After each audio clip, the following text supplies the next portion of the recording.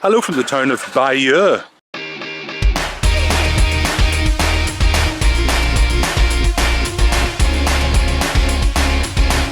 I'm Patrick Hughes and this is Planet Patrick.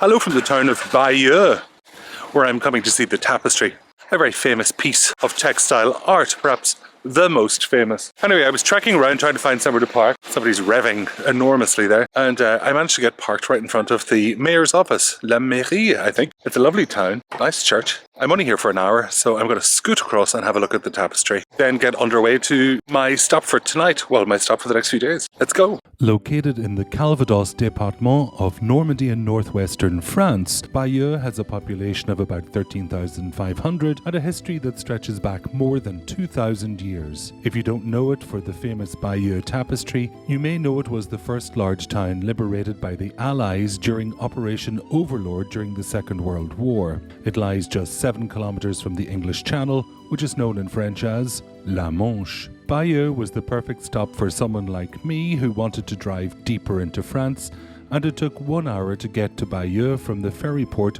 of Cherbourg.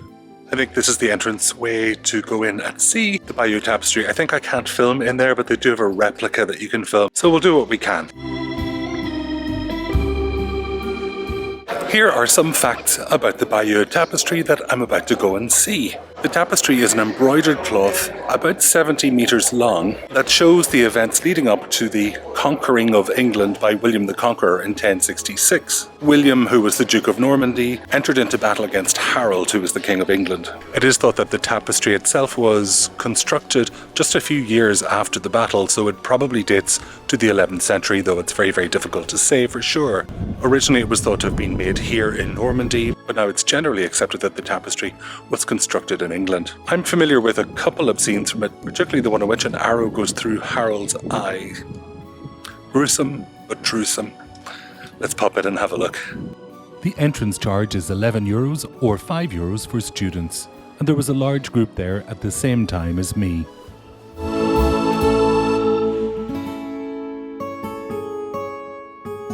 The tapestry is laid out in a horseshoe shape in a darkened room, very dimly lit so that you can make out each of the different scenes, which are numbered. And then there's an audio guide provided so that you can listen to what is shown in each of those scenes. I was looking for scene 57, which is when Harold got shot through the eye. That's the famous one. The tapestry is so interesting because of its length, its age, and how well it stood the test of time. It is, after all, a woolen yarn that's used to embroider linen, so the fact that it survived all this time is pretty astonishing.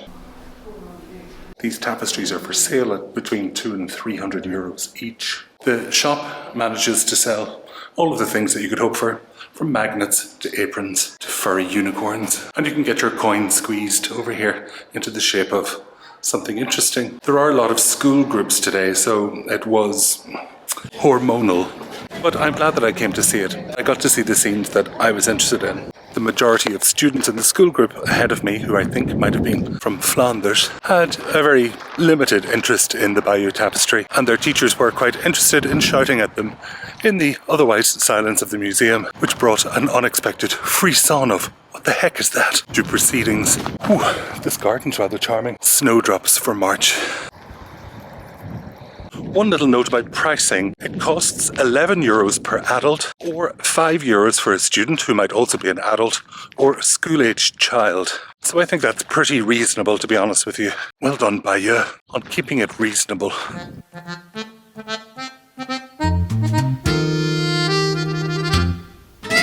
So that's the end of my little side trip to Bayeux to see the tapestry, and frankly to find a really gorgeous little town. This is worth a few hours stop off in anyone's book, and perhaps it's even a nice place to stay if you're coming down on the ferry. Normandy is très charmante. It's off to Laval for me, and I'm heading off to my hotel. It should take about 2 hours, 2 hours and 20 minutes. I'm looking forward to seeing what that little town looks like.